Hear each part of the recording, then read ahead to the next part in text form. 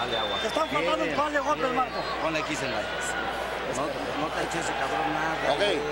Si Quinito, alam mo, mahirap sabihin kung sino nanalo dun sa round na yun, ha? Because marami din binitawan si Barrera noon. But, well, ikaw ang tiebreaker. yan na naman eh. Sino? Bibigyan na naman ako ng pressure na ikaw.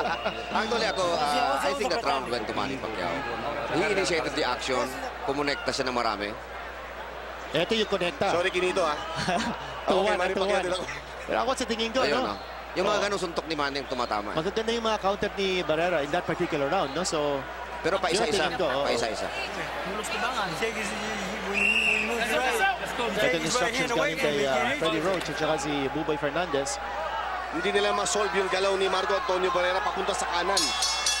Exactly, no? At dapat ang gagawin ni Manny, gumamit din siya yung kanyang version of footwork. No? Yung ginamit niya against Eric Morales when he cut the ring off on him. Yan ang ginagawa ngayon ni Barrera sa kanya. A good ride there by Manny to open the round. Round number 9, maraming nagsasabi dahil nagpigado si Manny Pacquiao. Baka kaduda-duda ang kanyang kondisyon. But we have not seen any ill effects ng tinatawag na kanyang pagpapaba ng lamang ng kanyang timbang. Ito po ang ating bottom right pangmatagalan, round number 9. Ang tanong dito ngayon, we're into the ninth round. Pag natapos ba yung laban na ito, will there be a third Barrera-Pacquiao fight? Oy, intriguing yan, ha? Oo, pero depende pa kung how this fight will end, ano? Because baka magkaroon ng knockout dito, o kaya baka matapos sa 12 rounds. Well, let's see. Saka si Manny Pacquiao, umaatake na naman.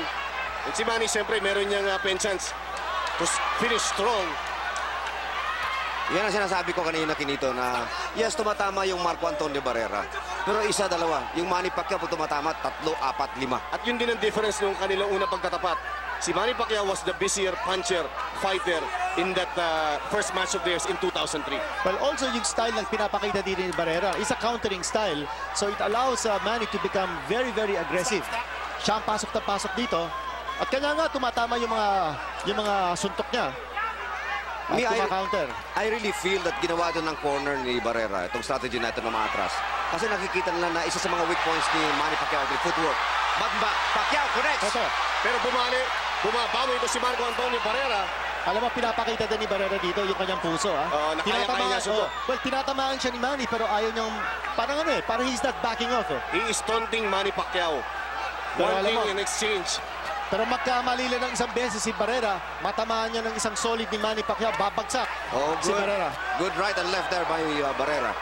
Tumaba yung Manny Pacquiao. But Manny Pacquiao now connecting with that left. But he gets tagged with that right from Barrera. Ako, overall, Barrera's not doing enough. Oh yes, oh yes. He's not doing enough in this fight. At yan, another sun moment. Si Pacquiao ang nagdadala ng laban.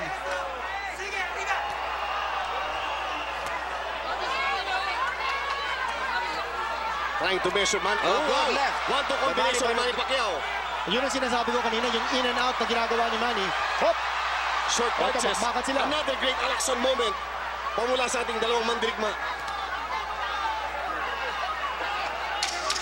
Inside of 10 seconds. Ito, dikit na naman laban. Kanino tayo rito sa round na to? Ako sabihin ko si Manny yun. Manny Pacquiao it is. In round number 9. At sa inyo, ng San Miguel Beer Sports.